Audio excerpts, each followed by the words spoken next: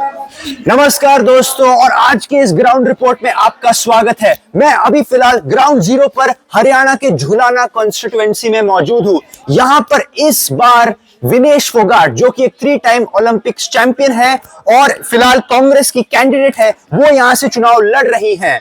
इस बार दोस्तों यहाँ पे लग रहा है ऐसा कि उनका यहाँ फैक्टर एक बहुत अहम फैक्टर है जो इस चुनाव को इन्फ्लुएंस कर सकता है। यहाँ पर हमारे साथ कुछ लोग हैं जो इसी गांव के रहते हैं। आज हम उनसे बात करेंगे कि आखिर उनकी क्या राय है इस चुनाव के बारे में। तो भैया, सबसे पहला मेरा सवाल आपसे है, इस यहाँ पर झुलाना कॉन्स्टिट्यूएंसी में आपको लगता है कि विनेश फोगाट ही जीतेंगे? जोर से। पत्रकार महोदय जी, आप यहाँ पर आए, हम पहले से तो आपका स्वागत करते हैं, आपका अभिनंदन करते हैं। यहाँ से कांग्रेस पार्टी हरियाणा में ही लहर बनाए हुए और पूर्ण बहुमत समर्थन से कांग्रेस पार्टी सरकार बनाएगी और विनेश फोगाट यहाँ पर मंत्री बनेंगे, इसमें कोई दो राय नहीं। तो फिलहाल हमने सुना है कि मैंने देखा है कि 5 साल से ना यहाँ पे एक जेजेपी के ही कैंडिडेट थे और उससे पहले एक आईएनएलडी के कैंडिडेट थे। आपको लगता नहीं इस बार कि उनका ज्यादा फैक्टर होगा इस बार? देखिए, जो पीछे बीजेपी के जो कैंडिडेट थे वो कांग्रेस में ही आ चुके हैं और कांग्रेस से ही टिकट मांग रहे थे।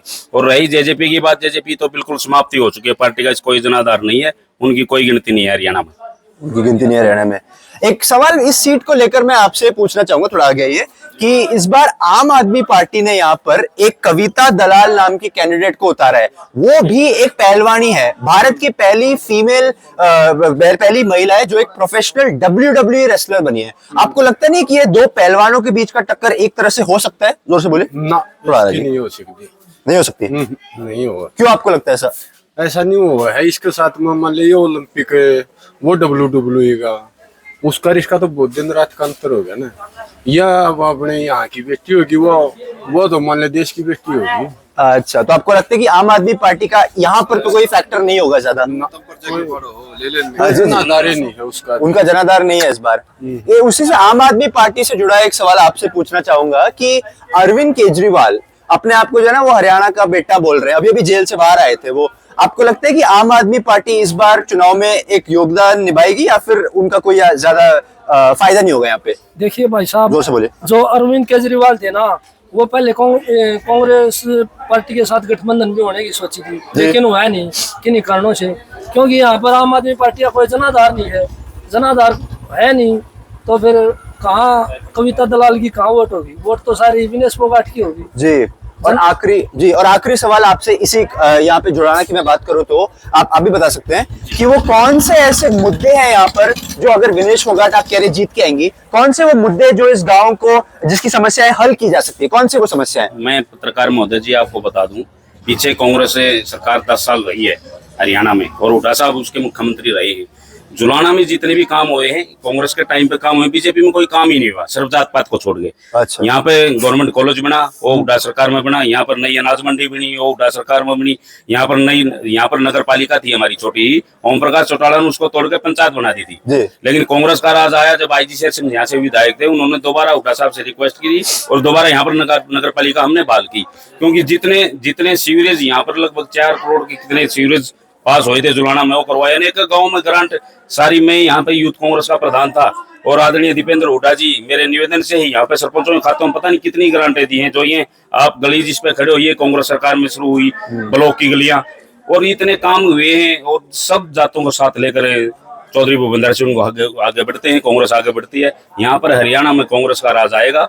101% 60 और 70 सीट लेकर हरियाणा में कांग्रेस सरकार बनाएगी। तो आप यानी कि 10 साल बीजेपी की सरकार से खुश नहीं हो? आप खुश नहीं है। उसने लोगों को सिर्फ क्या है कि कंप्यूटर के आगे खड़ा कर दिया। अच्छा। किसी का काम हुआ नहीं है। किसान बेचारा जाता है ब्लॉक से, फिर वापस आ जाता है, फिर हो जाता है, फिर वापस आ जाता है। किसी का धक्के लगे हैं किसानों को, कोई काम उन्होंने संतोषजनक जो किसान का काम होता है, जो एक कर्मचारी का काम होता है। अब गुंडागर्दी देख लो कितनी बढ़ गई, व्यापारी पलायन करके जा रहे हैं, बड़े बड़े शहरों में जाने लगे। हमारी झुलाना की अनाज मंडी इतनी अच्छी अनाज मंडी थी, इतने किसान लाला जी यहाँ पर थे, इतने अच्छे मंडी हमारे हरियाणा में झुलाना मंडी का नाम था। लेकिन आप आज देखोगे 10-15% रह गए, सब चले गए हैं। ये गुंडागर्दी के कारण गुंडागर्दी इतनी बढ़ गई इस राज्य में। यही किसान से लेकर एक आखिरी सवाल था आपसे, आखिरी सवाल कि जो किसान आंदोलन हमने देखा कि हरियाणा वो दूसरा बड़ा राज्य था जहाँ पर सबसे ज्यादा किसान जो कानून आए थे उनके खिलाफ प्रदर्शन हुए थे। आपको लगता है कि वो बात अब भी यहाँ के किसानों के मन में है या फिर 700 किसान यहाँ पर शहीद हुए हैं? हम भी उस आंदोलन के हिस्सेदारी रहे। 700 किसान इस निर्दलीय सरकार ने यहाँ पर उनको मारने का काम किया है। जी। हमारे जो पहले ओम प्रकाश चौटाला के राज में हमारे नौगामा खाप के किसान यूनियन के 13 किसान शहीद हुए थे, उनको आदरणीय भूपेंद्र हुड्डा की सरकार, जब कांग्रेस सरकार आई, उनको हमने सब शहीद का दर्जा दिया और उनके घर से एक हमने सरकारी नौकरियां दी कांग्रेस सरकार ने। गरीब मेरे हरिजन भाइयों के लिए कांग्रेस सरकार ने 100 गज के प्लाट दिए। इस निर्दलीय सरकार ने एक भी 100 गज का प्लाट देने का काम नहीं किया। हमने जो मान सम्मान, छत्तीस जात का जो हमने मान सम्मान किया है, हम ये कहते हैं कि कांग्रेस रामराज था और इन्होंने उसको दूर हटा दिया। हम इतने आगे बढ़ गए थे हरियाणा खेलों में, प्रत्याय में इतनी आगे बढ़ गया था, इन्होंने बहुत पीछे किसान छोड़ दिए, बहुत पीछे हरियाणा छोड़ दिया है। जी। तो जैसे कि आप सुन सकते हैं, तो ये आप भी आना चाहेंगे? आप भी आना चाहेंगे? अरे बिल्कुल आइए। तो मैं आपसे अगर मैं ये पूछूं तो यहाँ पर बेरोजगारी की बात यहाँ पे काफी लोग कर रहे हैं। जो हरियाणा सरकार है वो ये कहते हैं कि जितने भी रोजगार 10 साल में दिए ना, वो पारदर्शिता यानी कि ट्रांसपेरेंसी के साथ दिए हैं। आपको लगता है इस बात में सच्चाई है? थोड़ा सा आगे।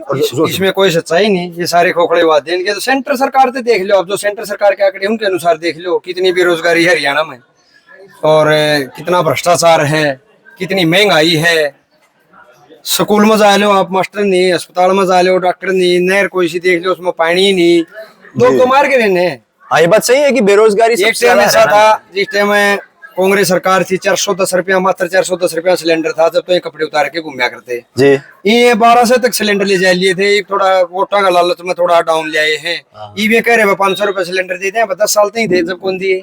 तो 2014 में मोदी जी बोले थे अच्छे दिन आएंगे देश के, हरियाणा के।